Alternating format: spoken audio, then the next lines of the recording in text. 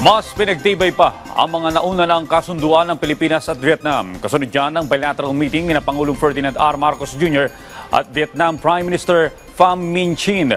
Mula sa Laos, may report si Clazel Pardilla live.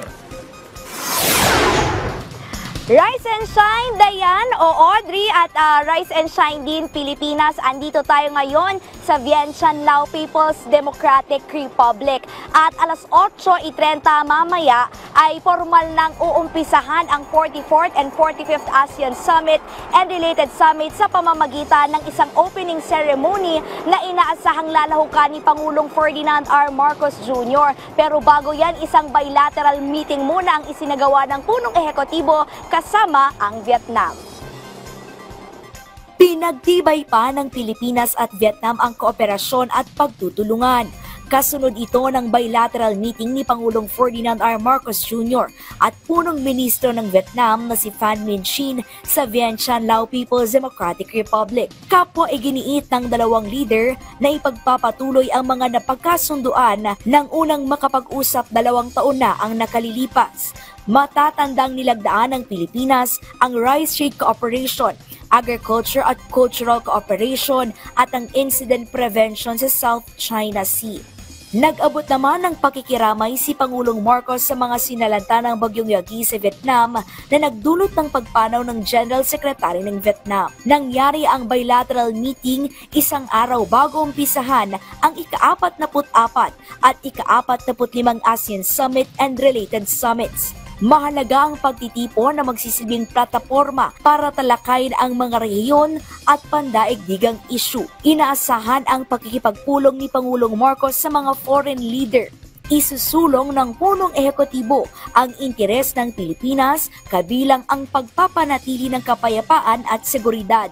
Itutulak din niya ang pagpapalakas ng ating ekonomiya at paniniguro na maayos ang kapakanan ng bawat Pilipino. The world and our region are facing challenging times.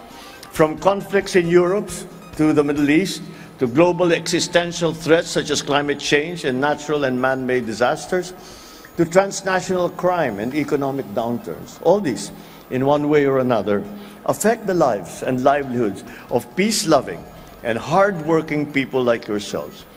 So my participation and that of the Philippines in the ASEAN meetings is precisely to find ways to cooperate with partners to better meet the challenges of today, to forge a better future for our beloved Philippines. Sa gaganaping ASEAN Business and Investment Summit, manghihikayat ang delegasyon ng mga mamumuhunan sa Pilipinas.